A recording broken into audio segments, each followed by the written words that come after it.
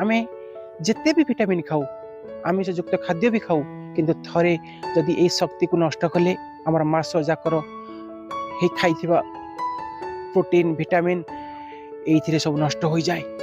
समस्ते कहती ये बयसर दोष कही एड़ाई जाती किंतु ए बयस तो पिला निजको गढ़िबार समय निजर पाठ पढ़ा आउ कार्य अधिक एकाग्र हवा कथा किंतु से यही लतर शिकार हो बयस अधिक डिस्ट्राक्शन हो जाए फल तार मूल दुआ दोहली जाए। हे मोर प्रिय मित्र आपण मानकु मु समस्त को अंतररू शुभेच्छा जनाऊछि। आज आमे कथा हेबा गोटे छात्र किपरि विषय वासना रे आकर्षित होई निजर तथा परिवार स्वप्न को से उजाड़ी दिए।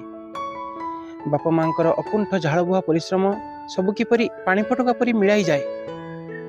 तेणु एप्रति सावधान रहिबा निहाती आवश्यक अटे। मित्र आमे समस्ते चाहूँ जीवन में बहुत भल मनुष्यटीए हेबा, बहुत भल चाकरी करिबा, बहुत पैसा रोजगार करिबा, ये आम समस्तंकर इच्छा। किंतु आमे एठी बुझिबा दरकार आमे जतेबेले किशोर अवस्था छाड़ी यौवन अवस्था रे पाद देउ प्रकृतिर नियम अनुसार आमठी एक हार्मोन सृष्टि हुए। आमे ताकू बीर्य धातु बा शुक्र धातु बोली कहू। एही समय रे गोटे पुरुष नारी प्रति आकर्षित हुए और गोटे नारी मध्य तांकर से हार्मोन कारण पुरुष प्रति मध्य आकर्षित होइथाय। किंतु एठी कथा हेउची हमर एही चपलमती बयस रे आमे एही सब को न बुझी पारी सेथिरे फसी जाई आम भितर सृष्टि हेउतबा एही हार्मोन बा धातु शक्ति को क्षय करबा को लागू।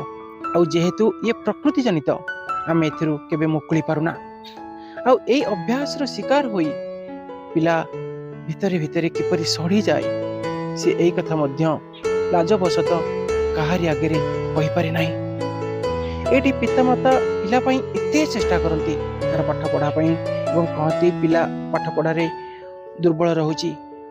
अरे मूल कारण कौन कि से माने केबे खोजंती नहीं कि ए विषय रे प्रतिकार करिया को चेष्टा भी मध्य करंती नहीं। जे सप्त धातुर सृष्टि सबु धातुर सारात सार बीर्य शक्ति जो शक्ति मिश्रण रे गोटे जीवन शक्ति सृष्टि होई पारे किंतु आमे माने से शक्तिर मूल्य महत्व को बुझी न पारी क्षणिक आवेग रे ए शक्ति को नष्ट करि देउ। आ जानिछंती आम देह रे बल पाई शक्ति पाई स्वास्थ्य पाई आमे जिते भी विटामिन खाऊ आमिष युक्त खाद्य भी खाऊ किंतु थरे जदि ए शक्ति को नष्ट कले आमर मास जाकर हे खाइथिबा प्रोटीन विटामिन एइथिरे सब नष्ट हो जाए। समस्ते कहती ये बयसर दोष कही एड़ाई जाती किंतु ए बयस तो पिला निजको गढ़िबार समय निजर पाठ पढ़ा आउ कार्य अधिक एकाग्र हवा कथा किंतु से यही लतर शिकार हो बयस अधिक डिस्ट्राक्शन हो जाए फल तार मूल दुआ दोहली जाए। यह प्राय 190% युवक मान क्षेत्र में यह घटी थाए। यही कारण पाई तांकर भाग्य भविष्यत सब अंधकार काल गहर को ठेली हो जाए। तेणु हे मोर पूज्य पितामाता